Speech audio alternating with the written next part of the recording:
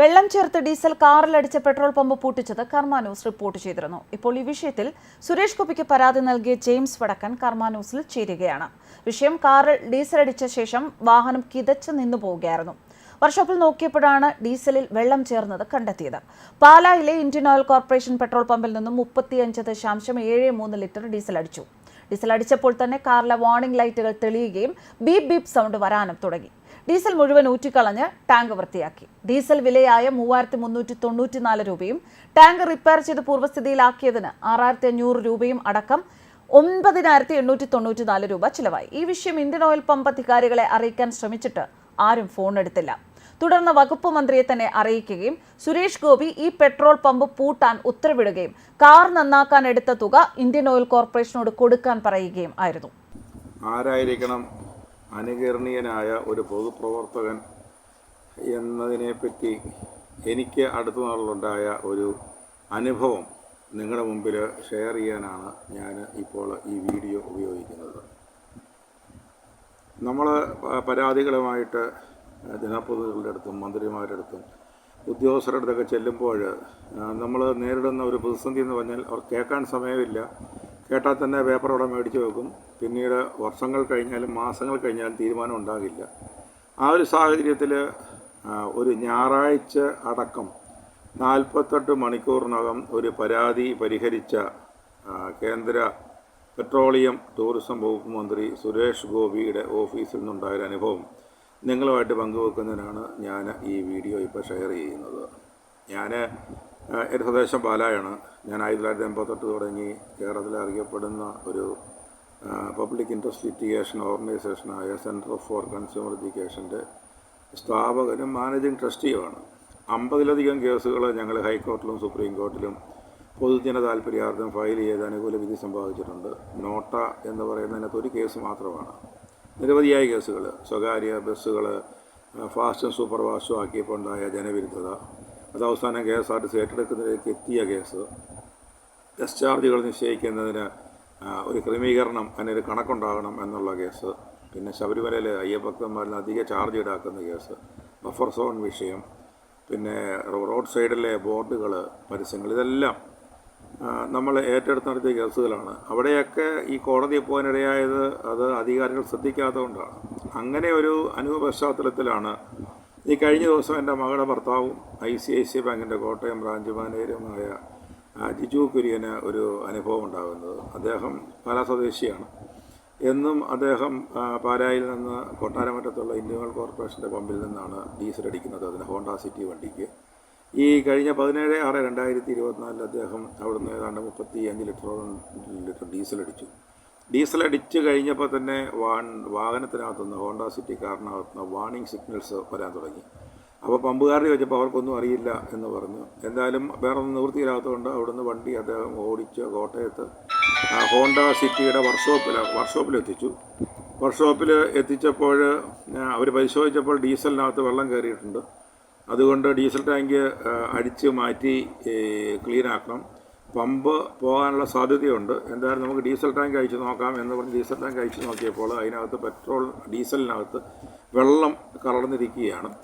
എന്തായാലും ഈ വിവരം അവിടുത്തെ ഈ പറയുന്ന ഇന്ത്യൻ ഓയിൽ കോർപ്പറേഷൻ്റെ കടപ്പാട്ടിലെ പമ്പുകാരെ അറിയിച്ചിട്ട് അവർക്കൊരു പ്രതികരണവും ഇല്ലായിരുന്നു. അവിടെ ഉണ്ടായിരുന്ന ഒരു സെയിൽസ് മാനേജറുടെ പേര് വെച്ചിരുന്നു. ആ പേരിനും ആരും പ്രതികരിച്ചില്ല. അപ്പോൾ അദ്ദേഹം എന്നോടത് കഴിഞ്ഞ ശനിയാഴ്ച വൈകിട്ടാണ് ഇത് പറയുന്നത്. ശനിയാഴ്ച വൈകിട്ട് അത് പറഞ്ഞപ്പോൾ ഞാൻ പറഞ്ഞു അതങ്ങനെ വിടാൻ പറ്റുന്ന കേസല്ല, കാരണം ഇതിനകത്ത് പബ്ലിക് ഇൻട്രസ്റ്റ് ഉണ്ടല്ലോ. മറ്റാരെങ്കിലും അവിടുന്ന് പെട്രോൾ അടിച്ച് കഴിഞ്ഞ് ഡീസൽ അടിക്കുമ്പോഴത്തേക്ക് ഇങ്ങനെ ഉണ്ടാക്കി കഴിഞ്ഞാൽ പ്രശ്നമാവുമല്ലോ എന്ന് പറഞ്ഞ് ഞാൻ ഈ വിഷയം ടേക്കപ്പ് ചെയ്തു.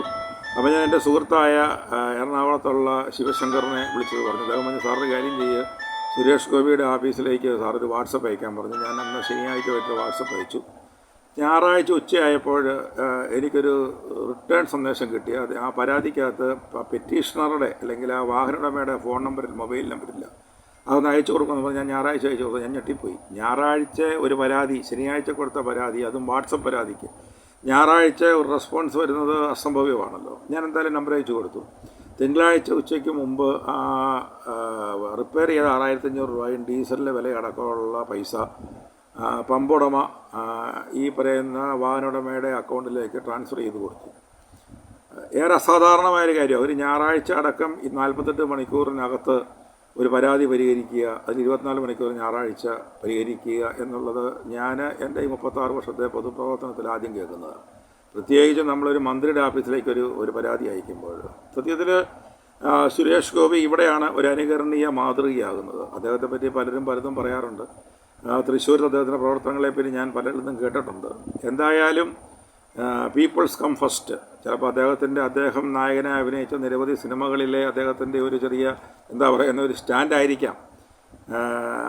സിനിമാ നടന്മാർ, രാഷ്ട്രീയ നേതാക്കന്മാർ, മന്ത്രിമാരും ആകുമ്പോൾ അവർക്ക് അനുഭവം വെച്ച് പ്രവർത്തിക്കാൻ പറ്റുമായിരിക്കും. എന്തായാലും അദ്ദേഹം 48 മണിക്കൂറിനകം ഒരു പരാതി പരിഹരിച്ചുള്ള സന്തോഷവും അദ്ദേഹത്തിൻ്റെ ഓഫീസ് ഞായറാഴ്ചയും പ്രവർത്തിച്ചതിലുള്ള അതിസന്തോഷവും ഞാൻ ഈ പറയുന്ന ഇത് ഒന്ന് നിങ്ങളെ അറിയിക്കാൻ വേണ്ടി ഞാൻ ഈ വീഡിയോ ചെയ്യുന്നത്. എന്തായാലും ആദ്യമായിട്ട് മന്ത്രിയാകുന്ന ആളാണ് സുരേഷ് ഗോപി.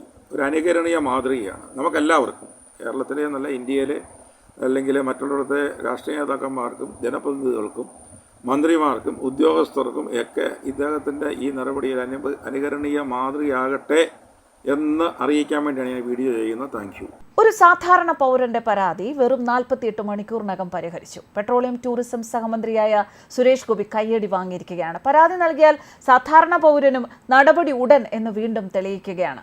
കഴിഞ്ഞ ദിവസമാണ് വർക്കലയിലെ പുണ്യഭൂമിയായ പാപനാശത്തെ കുന്നിടിച്ച് നിരത്തുന്നത് നേരിൽ വന്ന് കണ്ട് നടപടിയെടുത്ത് സംസ്ഥാന സർക്കാരിന്റെ കുത്തിന് പിടിച്ചത്. അന്നും പരാതി നൽകി 48 മണിക്കൂറിനുള്ളിലായിരുന്നു നടപടി. ഇപ്പോൾ വെള്ളം ചേർത്ത് വിൽപ്പന നടത്തി ഇന്ത്യൻ ഓയിൽ കോർപ്പറേഷന്റെ പമ്പാണ് അടപ്പിച്ചത് എന്ന് ഓർക്കുക.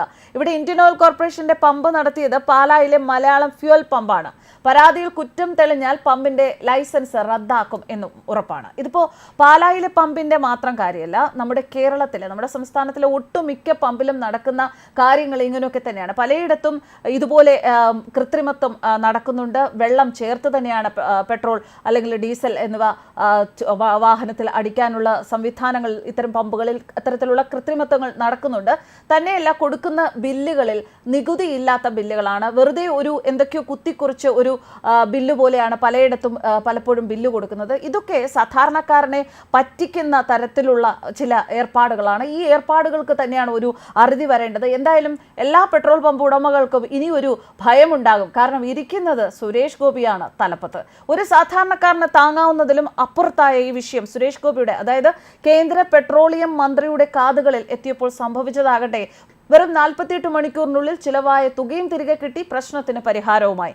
അദ്ദേഹം താൻ സത്യപ്രതിജ്ഞ ചെയ്ത് ദിവസങ്ങൾ കഴിഞ്ഞ് തന്റെ പ്രവർത്തന മികവ് ജനങ്ങളിലേക്ക് എങ്ങനെയാണ് എത്തി എന്നതും തൃശ്ശൂർക്കാർ ജയിപ്പിച്ചുവിട്ടത് തൃശ്ശൂരിന് മാത്രമല്ല കേരളത്തിനും നമ്മുടെ രാജ്യത്തിനും വേണ്ടിയാണ് എന്ന്, ഒരു നല്ല മനുഷ്യനാണ് എന്ന് വീണ്ടും തെളിയിക്കുകയാണ് അദ്ദേഹം. ഈ പരാതി സംബന്ധിച്ച് പൊതുപ്രവർത്തകൻ ജെയിംസ് വടക്കൻ ബഹുമാനപ്പെട്ട കേന്ദ്രമന്ത്രി സുരേഷ് ഗോപിക്ക് അയച്ച നന്ദി അറിയിച്ചുകൊണ്ട് ഇപ്പോൾ കത്തും അയച്ചിരിക്കുകയാണ്. ഒരു സാധാരണ പൗരൻ കേന്ദ്ര പെട്രോളിയം സഹമന്ത്രിയായ അങ്ങയുടെ ഓഫീസിലേക്ക് അയച്ച ഒരു വാട്സാപ്പ് പരാതി, അത് ഞായറാഴ്ച അടക്കം 48 മണിക്കൂറിനുള്ളിൽ പൂർണ്ണമായും പരിഹരിച്ചത് കേരളത്തിലെ തന്നെ ഏറ്റവും മികച്ച പൊതു താൽപര്യ ഹർജി നൽകൽ സംഘടനയായ centre for consumer education managing trust കൂടിയായ എൻ്റെ കഴിഞ്ഞ 36 വർഷ പൊതുപ്രവർത്തനത്തിലെ ഏറ്റവും വേഗതയേറിയ പരാതി പരിഹരിക്കലായിരുന്നു. ഞാനൊരു സിനിമ കാണുന്ന ആളല്ല എങ്കിലും വീട്ടിൽ പലപ്പോഴും TV-യിൽ അങ്ങയുടെ ആക്ഷൻ ചിത്രങ്ങൾ കണ്ടിട്ടുണ്ട്. അതിനെ അതിശയിപ്പിക്കുന്ന തരത്തിൽ ഒരു മന്ത്രി എന്ന നിലയിൽ മുൻകാല പരിചയമൊന്നുമില്ലാത്ത അങ്ങ് 48 മണിക്കൂറിനുള്ളിൽ ഒരു പരാതി സമ്പൂർണ്ണമായി പരിഹരിച്ചതിൽ എനിക്കുള്ള സന്തോഷം ഇതിലൂടെ ഞാൻ അങ്ങയെ അറിയിക്കുന്നു. അതോടൊപ്പം തന്നെ ഞായറാഴ്ചയും പരാതി പരിഹാരത്തിനായി ശ്രമിച്ച അങ്ങയുടെ ഓഫീസിലെ അംഗങ്ങളെയും എൻ്റെ നന്ദി അറിയിക്കുന്നു. തിരക്കേറിയ നമ്മുടെ മന്ത്രിമാർക്കും ജനപ്രതിനിധികൾക്കും അങ്ങയുടെ പ്രവർത്തന ശൈലി ഒരു മാതൃകയാകട്ടെ. ന്യൂസ് ഡെസ്ക് കർമ്മ ന്യൂസ്.